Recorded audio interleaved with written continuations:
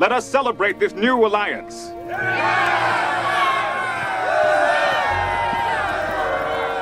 They really like doing that, don't they? There are shows that entertain you, and then there are shows that quietly become part of who you are.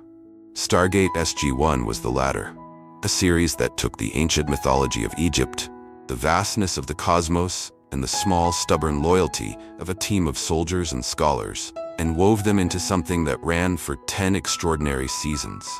It was funny when it didn't need to be, profound when it could have coasted, and it made you believe that the people around you were worth saving the galaxy for. But while the world of Stargate SG-1 stayed frozen in memory, the people behind it kept changing. Some of them became legends in entirely new worlds.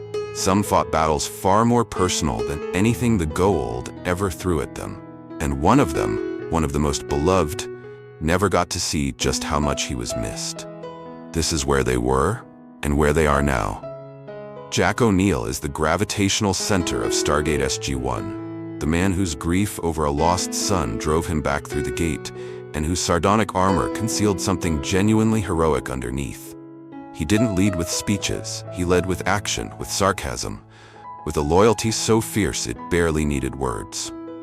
Richard Dean Anderson was born on January 23, 1950, in Minneapolis, Minnesota, making him 47 years old when filming began on that Vancouver soundstage in February 1997.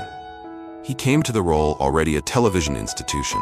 MacGyver had run 9 seasons and made his face one of the most recognizable in American homes throughout the late 1980s. What he brought to O'Neill was something very specific: the ability to make a joke feel like a shield. When O'Neill deflected with humor, Anderson made you understand exactly what he was deflecting from. That's not comedy, that's acting. Thematically, O'Neill represents the soldier who has seen too much and yet keeps showing up anyway. He is proof that heroism doesn't require enthusiasm, just will.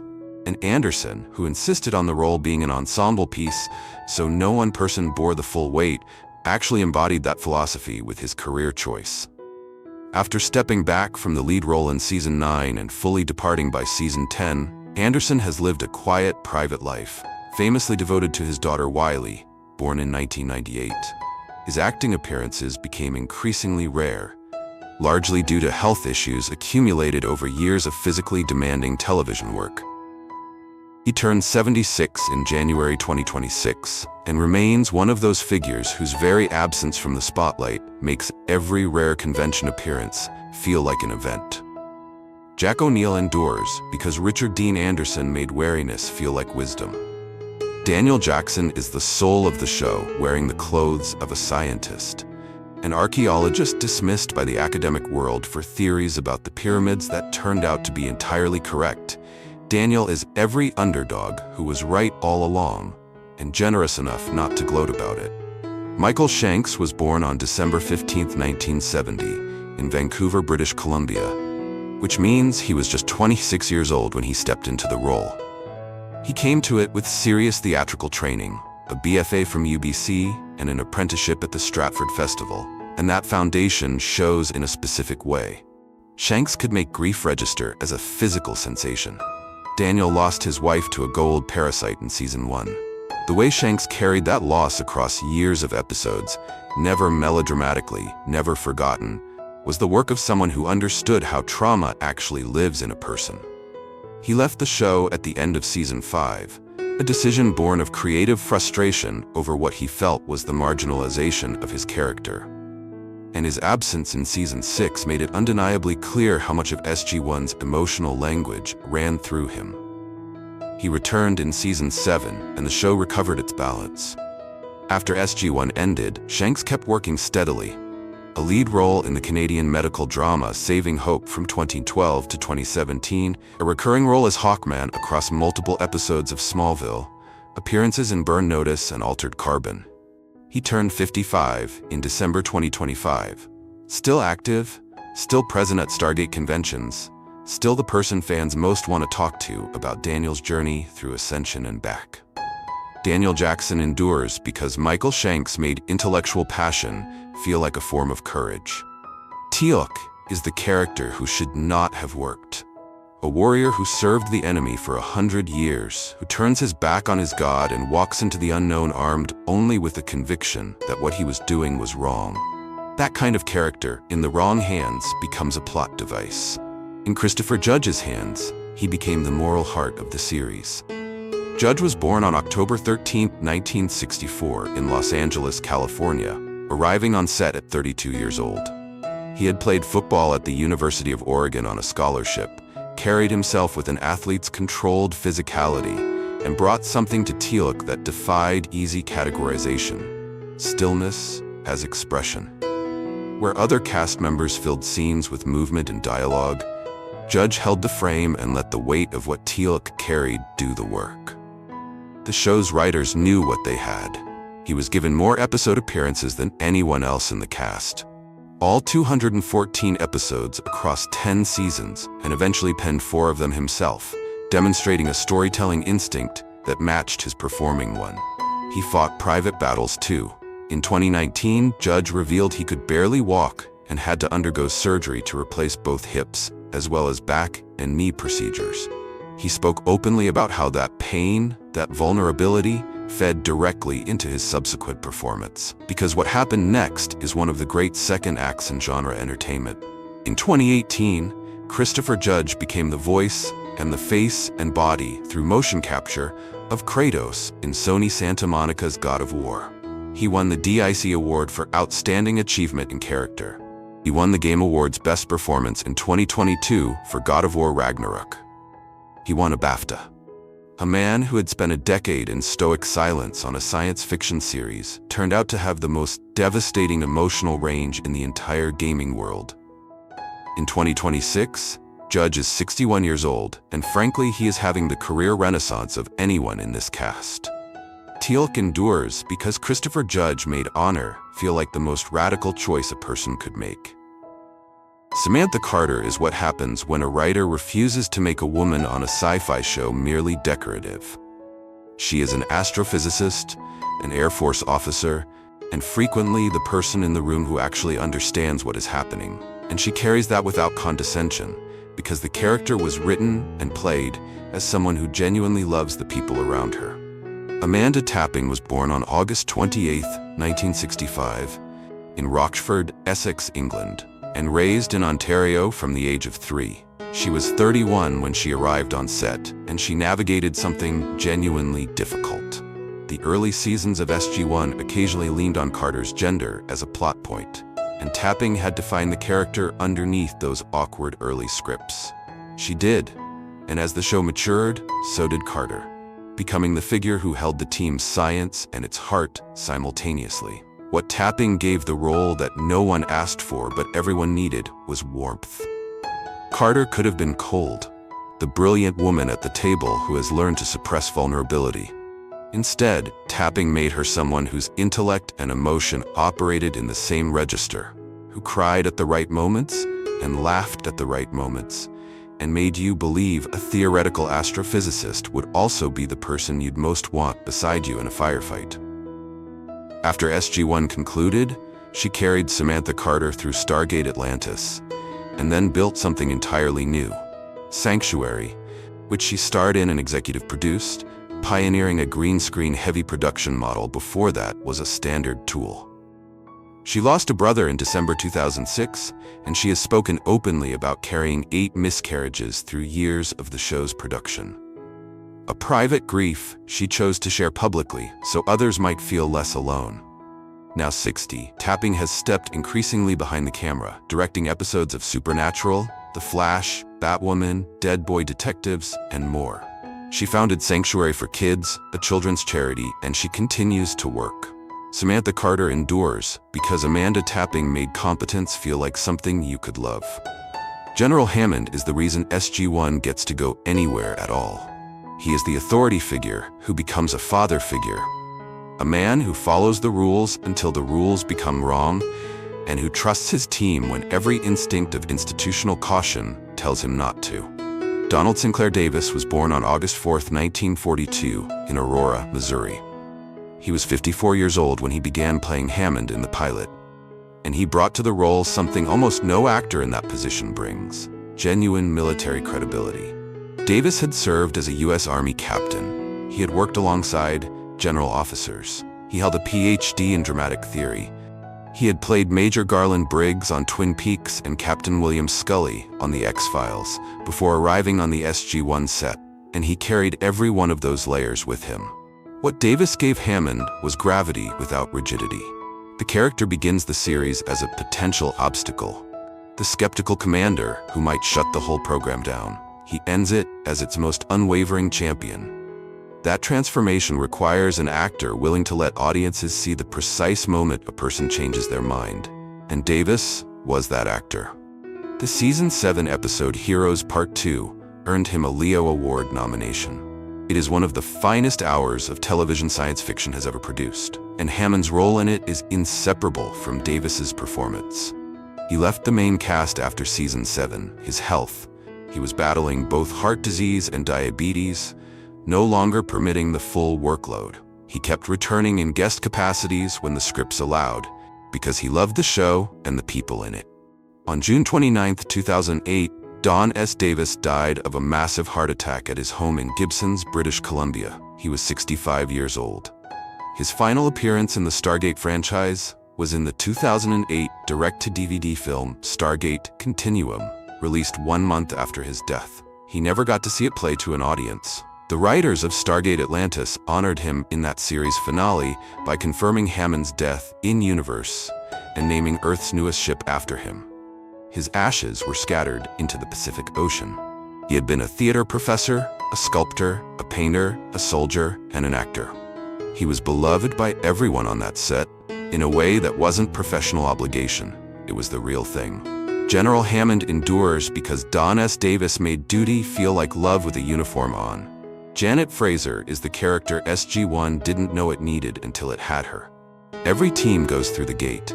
Someone has to be there when they come back broken. Fraser was that person. The one who held the line at the infirmary door, who fought for people with as much quiet ferocity as anyone who carried a weapon. Terrell Rothery was born on November 9, 1962 in Vancouver, British Columbia, and was 34 when she stepped into the role. She came to it with a career already built on dance, voice work, and the particular discipline of the Vancouver television circuit, one of the hardest working, least glamorized training grounds in North American television. What she brought to Fraser was a warmth so specific it felt like a personality rather than a performance choice. Fraser could have been background, a function, not a character.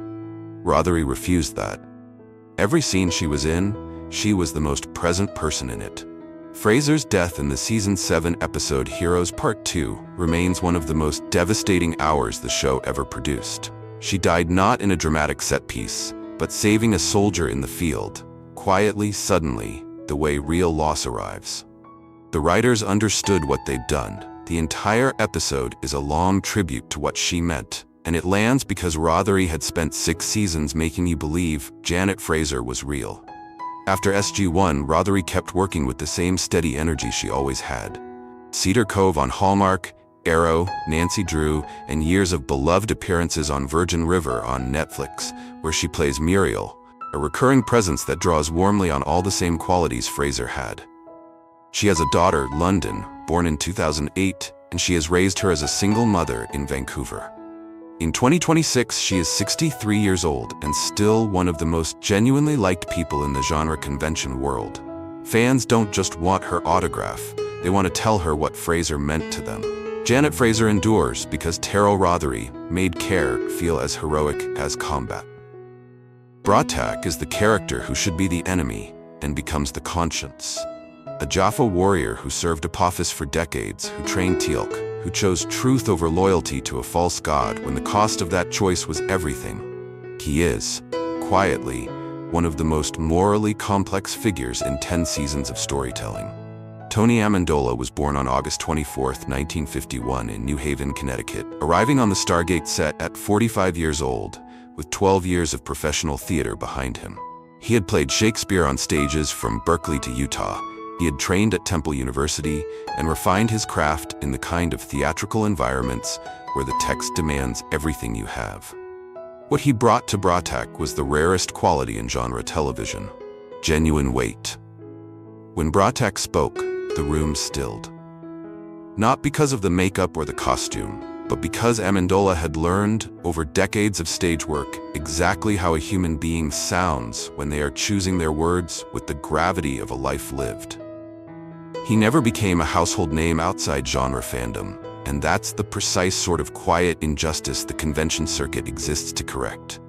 He was Geppetto on Once Upon a Time, Kagame on Continuum, Father Perez in the Annabelle horror franchise. He voiced Khadgar in World of Warcraft across multiple expansions and Jedi Master Eno Cordova in Star Wars Jedi Fallen Order, making him a rare figure who has touched all three of the great science fiction universes in meaningful ways. In 2026, Amendola is 74 years old. He remains a revered figure whenever the Stargate community gathers, which is entirely fitting for a man who spent 10 years playing the show's wisest elder. Bratek endures because Tony Amendola made hard-won wisdom feel like the heaviest and most necessary thing a warrior could carry. Jonas Quinn is the bravest kind of character to play, the replacement. He arrived on SG-1 wearing the shape of a role that the audience loved and wasn't ready to give up, and Corin Nemec navigated that with a generosity of spirit that the character himself embodied. Corin Nemec was born on November 5, 1971, in Little Rock, Arkansas. He was 30 years old when Jonas first appeared in the Season 5 episode Meridian. Stepping into the space Daniel Jackson left behind, he was already carrying the weight of an earlier television identity. Parker Lewis Can't Lose had made him a teen idol in the early 90s, and Harold Lauder in The Stand had shown he had more range than that, and an Emmy nomination to prove it. But Jonas was a different challenge. Nemec came to a set where the grief over Shanks's departure was still fresh among fans and reportedly made everyone around him feel welcome anyway. Don Davis himself said Nemec had a personality that disarmed any room he walked into. What he brought to Jonas specifically was curiosity performed as joy. Jonas ate constantly, absorbed information like a man starving for knowledge, and found Earth extraordinary in ways that reminded the audience why their world was worth protecting. When Shanks returned in Season 7 and Jonas quietly departed, Nemec handled it with the same lack of bitterness he'd brought to the whole run. He's spoken about it openly. He was happy for Michael, and he meant it. His story after Stargate took some painful turns. In January 2013, while filming in Belize, Nemec was involved in a severe boating accident that shattered the entire right side of his body, requiring 5 surgeries and multiple blood transfusions. He recovered. He kept working. Independent films, horror projects, scattered television appearances. He remarried in 2023, moved to the Tampa Bay area, and continues to build smaller-scale productions on his own terms. In 2026, Nemec is 54 years old. He never became a franchise name again. What he kept, though, was something rarer. The goodwill of a fandom that realized, long after the fact, that Jonas Quinn deserved better than being caught in the crossfire of a creative dispute he had nothing to do with. Jonas Quinn endures because Corin Nemec made openness look like a form of strength. Cameron Mitchell is the most impossible assignment in the show's history. Replace the irreplaceable. Jack O'Neill had been the soul of SG-1 for 8 seasons, and Ben Browder was handed a character whose entire reason for existing was to step into the space that absence left. He did it by refusing to try to be O'Neill, and choosing instead to be someone who wanted desperately to be worthy of the legend. Ben Browder was born on December 11, 1962, in Memphis, Tennessee. He was 42 when he arrived on SG-1 in Season 9. Not a stranger to science fiction leadership, but a veteran of it. 4 seasons as John Crichton on Farscape had made him one of the genre's most beloved leading men. 2 Saturn Awards, a rabid international fan base, and a performance that took an astronaut stranded in the far reaches of space and made him the most painfully human character on television. Mitchell was a different shape of man. Steadier, more institutional, where Crichton had been unraveling, and Browder found the version of himself that lived inside that. He also performed most of his own stunts across the 2 seasons, which is either heroic or reckless, and possibly both. He wrote an episode. He matched energy with Claudia Black in ways that recalled their Farscape chemistry while being entirely distinct from it. After Stargate wrapped, Browder appeared in a Doctor Who episode, guest-starred across a handful of series, and directed the feature Bad Kids of Crestview Academy. He's remained deeply connected to the convention circuit. Farscape and Stargate fans share him like a prized resource, and at 63 in 2026, he carries his two iconic roles with an easy confidence that suggests he knows exactly how lucky he was to have had them both. Cameron Mitchell endures because Ben Browder made enthusiasm feel like a form of honor. Vala Mal Doran is the character who walked in the back door of SG-1 and rearranged all the furniture. She was written as a one-off guest in Season 8, a con artist, a thief, an agent of joyful chaos. And the chemistry she sparked with Michael Shanks's Daniel Jackson was so immediate, so undeniable, that the producers did the only sensible thing. They kept her.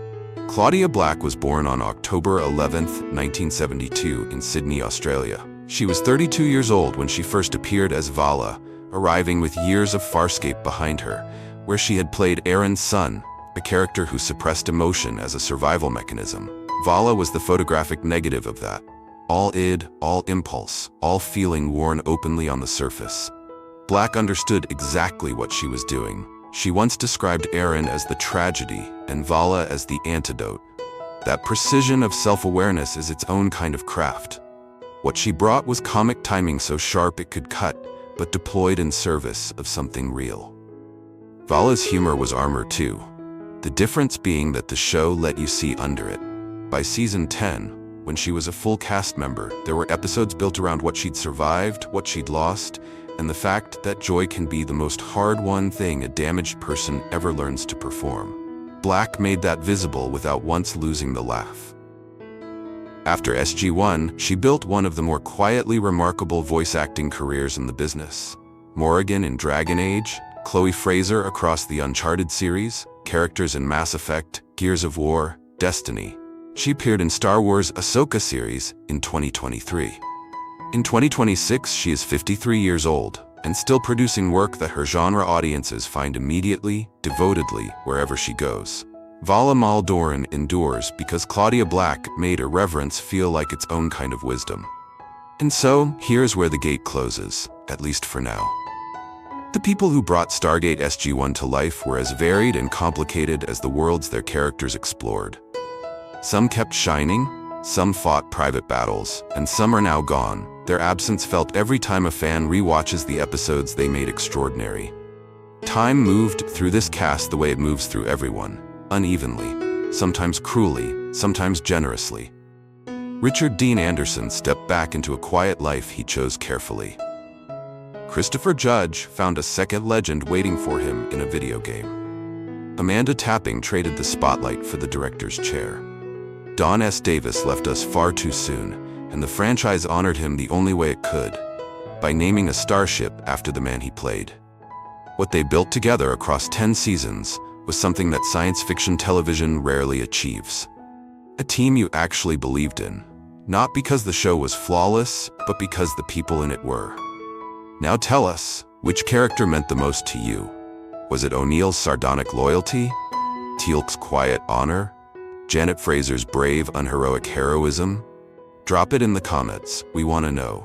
And if you haven't already, hit that subscribe button and ring the bell. Retro Rewind is where we come to remember the stories that shaped us, and we're just getting started.